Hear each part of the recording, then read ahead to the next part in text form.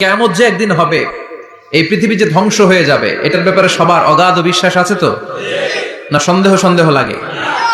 সন্দেহ আছে কারো? এই পৃথিবী একদিন থাকবে না, ভেঙে চুরমার হয়ে যাবে, খান খান হয়ে যাবে, সব মেসাকার হয়ে যাবে। আমি থাকবো না, আপনি থাকবেন না, আমরা কেউই থাকবো না। থাকবে একজন, তিনি কে? এটার নাম কিয়ামত, যেটার ব্যাপারে বিশ্বাস না থাকলে ইমানের ঘাটতি চলে আসবে, ঠিক কিনা? তো সেই কিয়ামতের দিনটা কেমন হবে, কিয়ামতের দৃশ্যটা কিরকম হবে, এর নকশা খুব সংক্ষিপ্ত পরিসরে মাত্র 11টা আয়াতে আল্লাহ তুলে ধরেছেন। আপনি মনোযোগ দিয়ে কানগুলো খরগোশের মতো খাড়া করে যদি কথাগুলো শুনেন, আপনার মনে হবে আপনি এখানে বসে কিয়ামত চোখে লাইভ দেখতেছেন। লাইভ আল্লাহ এমন ভাবে বলেছে, সুবহানাল্লাহ পড়েন। তা আসুন আমরা সরাসরি কিয়ামতকে দেখে আসি। আসলে কিয়ামতটা কেমন বর্ণনা করছেন কে? আল্লাহ।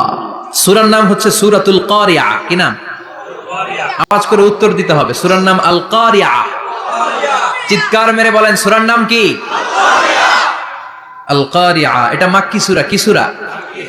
বিশ্বনবীর জীবনের দুইটা পর্ব, একটা মাক্কি পর্ব আর একটা মাদানী পর্ব। এটা মাদানী পর্বে নাজিল হয়নি, এটা নাজিল হয়েছে মাক্কি পর্বে। এই সূরার আয়াত সংখ্যা 11। এটা কোরআনের 101 নাম্বার সূরা।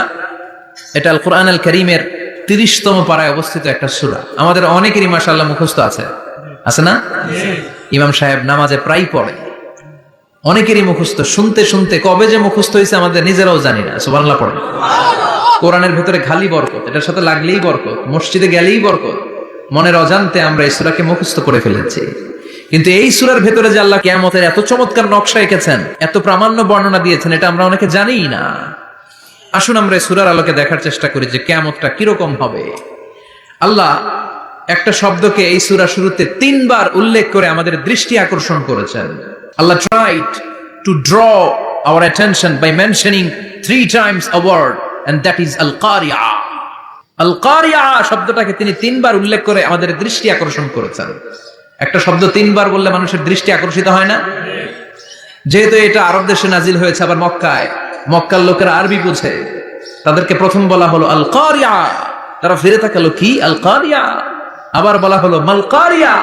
কি মাল কারিয়া? আবার বলা হলো ওমা আদরাকা মাল কারিয়া। আবার তারা ফিরে তাকালো।